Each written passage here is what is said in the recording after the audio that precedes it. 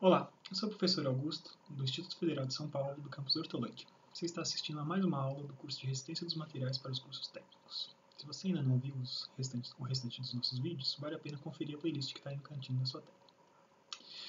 Na aula anterior, a gente estudou os tipos de apoio que a gente pode utilizar para fixar uma estrutura no espaço. Lembra que a gente está tratando, quando a gente está falando de resistência dos materiais, a gente está falando de estruturas, né, coisas que foram feitas para suportar algum tipo de carregamento mecânico. E essas estruturas, frequentemente, a gente tem que considerar elas como fixas no espaço. Uma parte do dimensionamento dessas estruturas é considerá-las como fixas no espaço, né? O que a gente tinha chamado de condições quase estáticas. Para que elas fiquem fixas no espaço, a gente tem diferentes tipos de apoios que a gente pode utilizar para fazer essa função. E a gente explorou os principais tipos de apoio na aula passada. Os principais tipos de apoio, então, foram os roletes, os pinos e os engastes. Cada um desses tipos de apoio insere uma certa quantidade de reações. A gente tinha associado as reações que aparecem nesses apoios às restrições de movimento que eles impõem às estruturas naquele ponto. Então, um rolete não restringe o movimento, do jeito que ele está colocado ali na sua tela, ele não restringe o movimento horizontal de uma peça. Então, como ele não restringe o movimento horizontal, ele não insere uma restrição, não insere uma reação nessa direção horizontal. Contudo, ele impede que essa peça entre para dentro do chão, então ele insere, sim, uma reação na direção de Y. Um pino ele já impede movimentos na direção horizontal e vertical e, portanto, ele insere duas reações de apoio. Reações de apoio na direção horizontal, RBX, e na direção vertical, RBY. Um engaste, por sua vez, ele restringe tanto os movimentos nas direções horizontal e vertical, né? Você não consegue, alguma coisa que está chumbada na parede, você não consegue deslocá-lo nem para fora da parede e nem para cima e para baixo. E, além disso, ele também impede que a estrutura ela rotacione ao redor do ponto de engaste. Ou seja, no engaste ele insere três tipos de reação.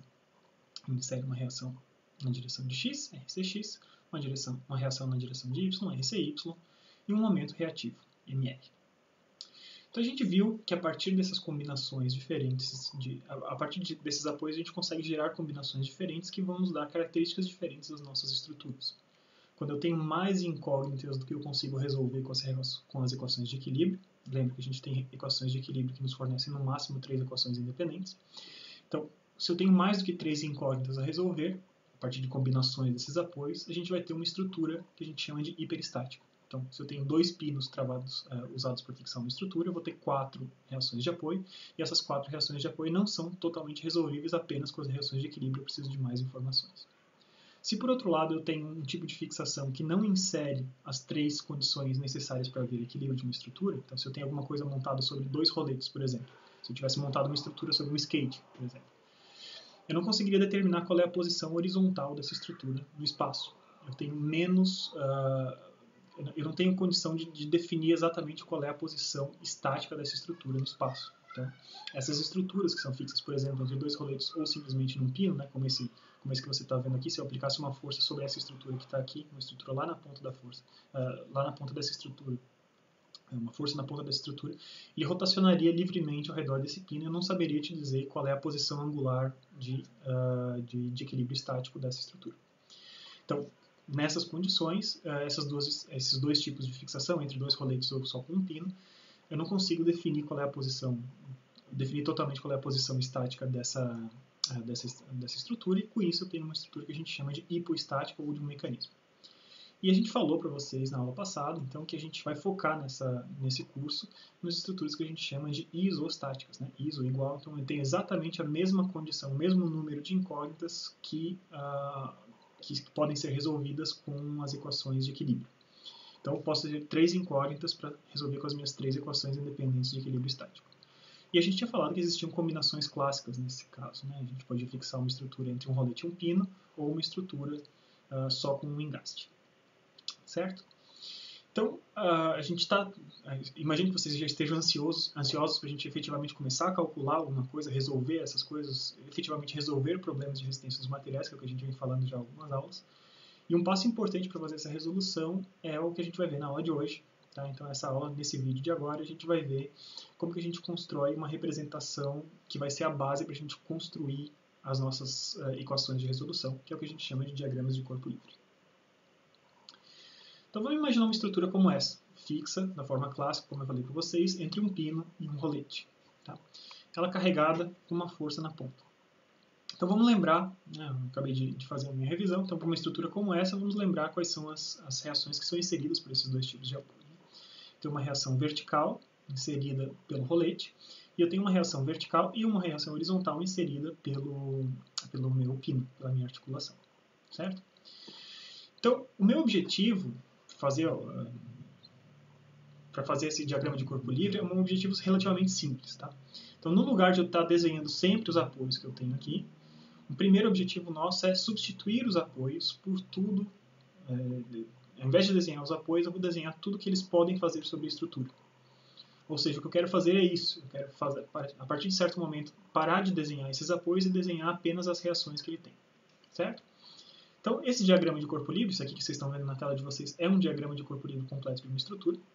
Tá? Isso aqui seria basicamente um trampolim. Vocês imaginam que tem uma criança aqui vindo correndo e se apoia aqui na ponta dessa estrutura, logo antes de saltar. Tá bom? Então, para construir um diagrama de corpo livre, por que eu construo um diagrama de corpo livre? Né? O diagrama de corpo livre é construído para isolar a estrutura em análise de todo o resto do mundo. Tá? Então, a gente quer ter problemas controlados, problemas de tamanho controlado. Eu quero abordar simplesmente aquele problema que eu consigo resolver. Tá? Então, eu vou substituir, né, para fazer isso, como eu tinha falado para vocês, a gente vai sempre substituir os apoios ou outros corpos, né? Lembrando que uma estrutura, eu posso ter uma estrutura de interesse, pode ser um pedaço de uma montagem, então poderia ter essa estrutura montada em cima de outra peça aqui na lateral.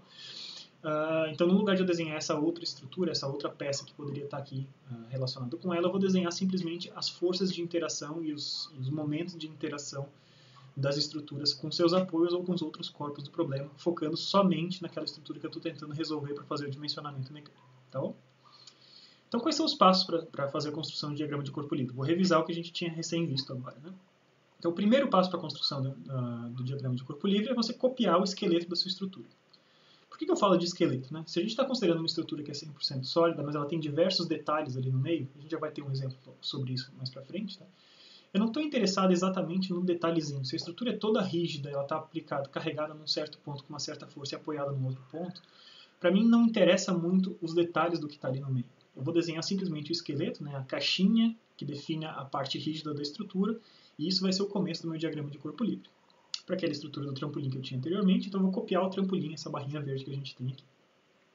Em seguida, a gente mantém desenhadas as cargas externas do jeito que elas estavam. Bom, então, carga externa, a única carga externa que tinha, essa setinha azul ali, de uma criancinha fazendo força na ponta do trampolim.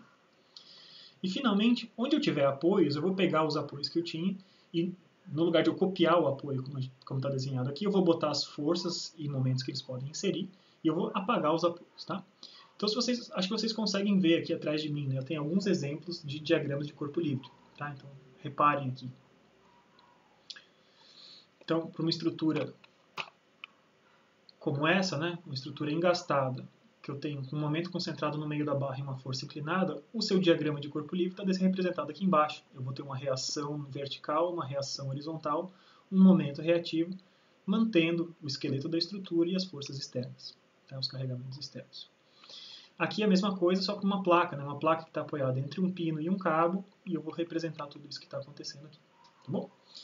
Então vamos ver como é que a gente faz isso, né? É importante a gente praticar. Então eu sugiro que vocês façam a construção desses diagramas de corpo livre, esse desenho, eliminando os apoios e substituindo os apoios pelas reações que eles conseguem inserir, para os problemas que vão estar nesse próximo slide. Tá? Então, para você fazer esses problemas, eu sugiro que você dê um pause no vídeo e copie esses problemas com os apoios e depois faça a resolução dos diagramas de corpo livre. Então você observa aqui, né? Nessa parte de cima, eu tenho uma estrutura na fixação clássica entre um rolete e um pino, carregado com uma força numa extremidade e um momento concentrado na outra. Nessa outra estrutura, eu tenho uma estrutura que está engastada na parede, né, uma estrutura, perceba que ela tem um formato totalmente diferente, um formato meio inclinado, aí ela está carregada com uma força horizontal nessa extremidade, uma força inclinada nesse ponto e um momento concentrado nesse ponto. E, finalmente, nesse exercício, eu tenho uma placa que está fixa entre dois pinos, duas articulações, e ela está carregando um certo peso aqui na ponta, tá bom? Perceba que em nenhum desses a gente identificou os nomes dos pontos. Eu recomendo que vocês comecem dessa forma, né? Deem nomes aos pontos onde a gente tem forças concentradas e desenhem tudo que vocês precisam no diagrama de corpo livre de vocês, utilizando aquela convenção de notações que a gente tinha determinado na aula passada, tá bom? Então, realmente, como vocês podem ter visto nesse primeiro exemplo que eu dei, a construção de um DCL pode ser uma tarefa super simples. Então, se vocês seguirem esses passos da maneira correta, ele vai ser uma tarefa super simples. Só que é importante que vocês tenham consciência de alguns problemas que podem aparecer quando a gente vai fazer a construção de um diagrama de corpo livre, de um DCL, tá bom? Então, eu vou listar algumas coisas que vocês têm que prestar atenção, vou focar em duas coisas específicas, tá? Então, deixa eu sumir um pouquinho aqui para ficar mais visível para vocês. Então, imagine que eu tenho um postezinho, tá? Um poste que está carregado com uma força inclinada na sua ponta, esse poste está engastado no chão, beleza? Então, na hora que eu vou construir o diagrama de corpo livre, eu vou seguir aqueles passos que eu tinha falado anteriormente. Primeiro, copiei o esqueleto da estrutura, beleza. Chamei os pontinhos da extremidade, os pontos onde eu tenho forças concentradas de A e B. No ponto A, eu tenho aquela força concentrada, inclinada, está desenhada ali. No ponto B eu tenho um engaste, tá? Mas digamos que eu tenho que ao desenhar as cargas que são introduzidas por um engaste, eu tenho me lembrado apenas dessas duas cargas, tá? Eu tenho me lembrado que um engaste vai impedir movimentos na direção horizontal e que ele vai impedir rotação, tá? Então, utilizando as nossas convenções de sinais, o que eu estou mostrando ali para vocês? Então, eu tenho uma força aplicada concentrada no ponto A, FA, e eu tenho uma reação na direção horizontal, no ponto B, RBX, e um momento reativo no ponto B, MRB. Tá? Se eu desenho apenas esse diagrama, apenas essas reações para esse problema, percebo que eu tenho uma certa componente da força A que vai tentar fazer esse poste entrar para dentro do chão.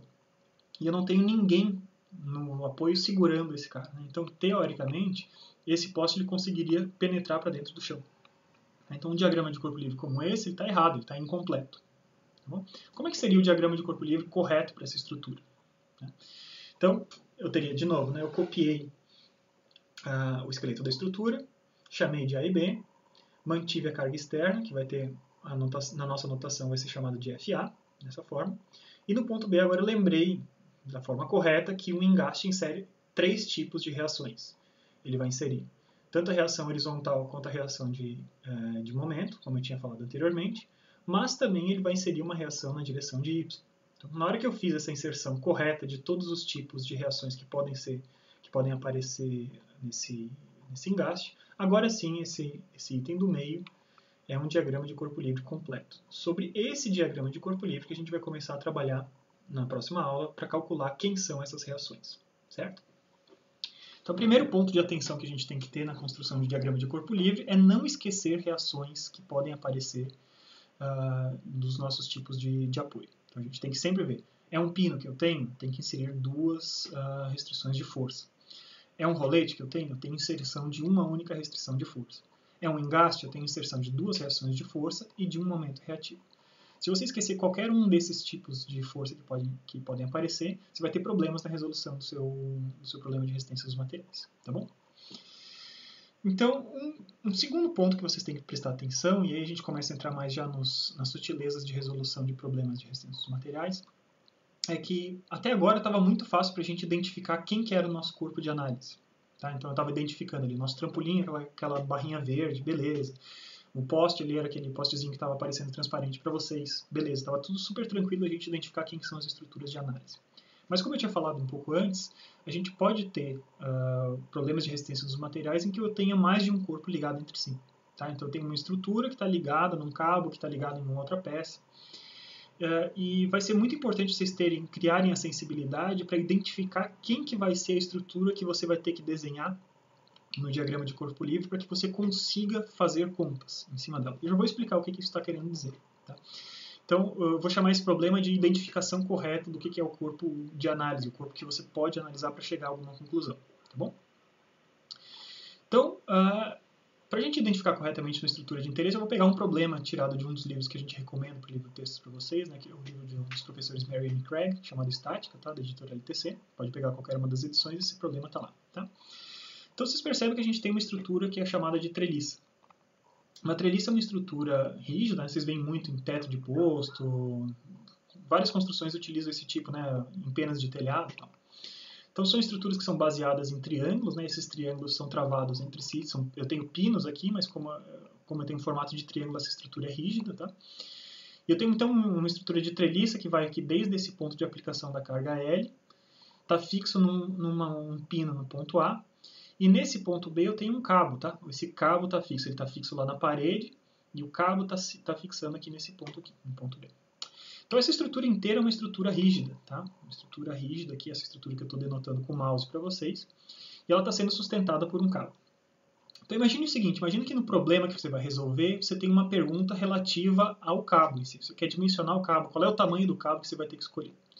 Então talvez você ficasse tentado a isolar e desenhar apenas o cabo para fazer o diagrama de corpo livre, certo? Então eu peguei e copiei aquele cabo ali, entre o ponto B e eu chamei de ponto C o ponto que está na parede, tá? Então olha só o que aparece. Como esse cabo está fixo na parede ali por uma articulação, eu tenho duas reações de apoio que podem aparecer. Uma reação de apoio vertical e uma reação de apoio na direção horizontal, RCY e RCX. Só que se eu quiser resolver esse cabo, eu preciso conhecer quem que está carregando esse cabo, né? Eu preciso saber quem que é essa força que está marcada em azul ali. Só que essa força eu não conheço a princípio, né? Quem está carregando a estrutura como um todo é aquele peso L lá na ponta. Então, por mais que eu esteja interessado em saber como que o cabo se comporta, e por mais que eu tenha desenhado de forma correta esse diagrama de corpo livre para o cabo, percebe que eu não tenho informação suficiente para resolver esse cabo. Eu não conheço nada desse cabo, tá? Então, como é que eu poderia fazer essa solução, tá? Então, como eu tinha falado para vocês, isso aí eu tenho um problema na identificação correta do que é o corpo de interesse, o corpo que eu consigo analisar. Tá? Então, eu vou propor para vocês que vocês pensem o que aconteceria se vocês desenhassem o diagrama de corpo livre da treliça em si. Tá? Então, vamos lá. Lembra que eu falei para vocês que a treliça é um corpo rígido? Então, se eu quiser copiar simplesmente o esqueleto dessa estrutura, né, a casquinha dessa estrutura, eu posso fazer. Né? Percebe que foi isso que eu fiz. Né? Eu peguei uma linha inclinada, outra linha reta, outra linha inclinada, reta, inclinada. Copiei só o esqueletinho da estrutura. Toda essa parte que está aqui em amarelo na tela de vocês, em creme aqui, é uma estrutura rígida. Então, não preciso saber quantas barras tem aqui dentro, se é 1 milhão de barras, se são 10, não interessa para a gente. Interessa que essa é uma estrutura rígida. Certo? Então essa estrutura está sendo carregada, né? Seguindo nos passos de construção de um diagrama de corpo livre, copiei o esqueleto da estrutura e agora estou mantendo o carregamento externo, que é a força associada àquela carga L, o peso L ali, está aplicado. Tá? Essa estrutura está sendo sustentada onde? Ela está sendo sustentada por aquele cabo, percebe?